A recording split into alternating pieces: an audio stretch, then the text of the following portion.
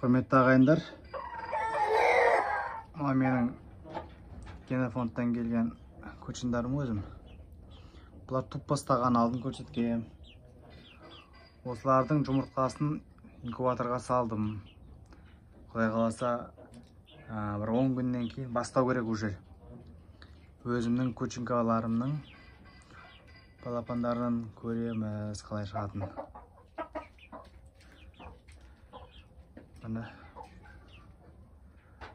Мына қораздарым молодец, активный, жақсы жұмыс жасайды. Өз 8 не бар? Мекен бар. Міне. Тұра осылармен бірдей еген.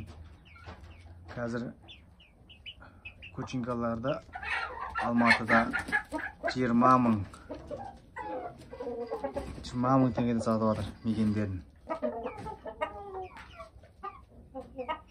Міне. Көчінка негізі мақтауық. Жалпы өзіме ұнайды. Басқаларыңызды білмеймін, бірақ өзіме өте қатты. Көчінкалар өзі бір ыстыққа да бәріне де шыдап жатыр осылар. Енді маған талай жіберіп жатыр, видеоларында жіберіп жатыр, шығарғым да келмейді. Кросстарды, ломон браундарды хайлайн дейді, ломон вайт деп видеоларын жібереді. Ана ыстыққа шыдамай байқұстар үстеріндегі жүндерін жұлып тастаған ғой. Қоразынан жұлып тастаған ғой. Міне, оның қасында көчінкалар қайда мықты. Міне. Жем, арпа, бидай, жүгері кішкене ғана бар. Одан кейін ана ең арзан комбикорм бар. Килограммы 135 теңге тұратын. Для корни сушек деген. Соны беріп жатырмын. Аллаға шүкір, сонымен-ақ туып жатыр. Жаңағыдай жем таңдау, жемей қою деген тема жоқ. Үйде қалған отходтарды да беріп жатырмыз. Міне.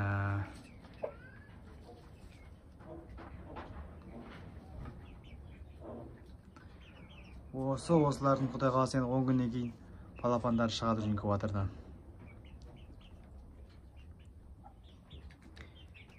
Ертең не берем? Айызды 2 берем, бір. Айызды 2 беріп қой керек уже. Құс келеді, бәлей келеді наяқа тамақтарына. Профилактика.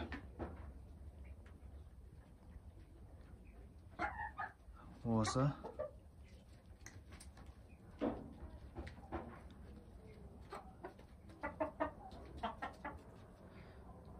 Міне ағайын. Менің шаруашылығым әзірге осылай.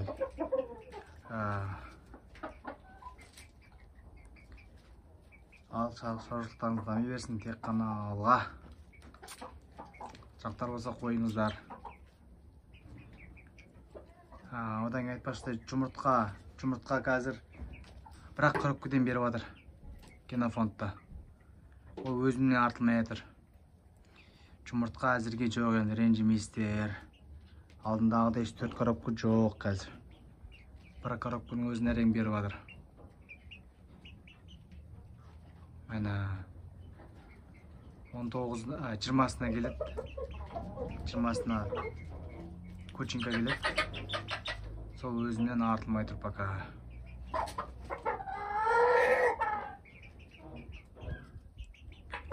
Но Брезгальскийді үш қораз оқып, мекенін басып жүр. Бұларды үш бөлек бір жерге ұстау керек. Міне. Балапан заказ қылам десеңіздер, комментарийға жазыңыздар. Немесе 8707-824-0924 деген WhatsApp-қа шығыңыздар. Балапанға керек болса. Міне. Одан кейін жаздығын балапан әлсіз шығады, басқа шығады дейді. Оның бәрі өтірік, сенбеңіздер. Ол әлсіз балапан либо шығаса бөліп қалады, либо шықпай қатып қалып шықпайды, вообще шықпайды. Сол үшін сол бұрында салқын кездегідей мықтысы шығады тек қана. Міне. Жалпы өзім ештеңеге ондайға сенбеймін. Әйтпесем шілденің кезінде балапандар шығып отыр, Аллаға шүкір. Ең бірінші өзім қуантатын, өзімнің тауықтарымның жұмыртқасын бастырып жатырмын, уже шығарып жатырмын. Осы ағайын менде тек қана алға. Сұрақтар болса қойыңыздар, бірге дамиық.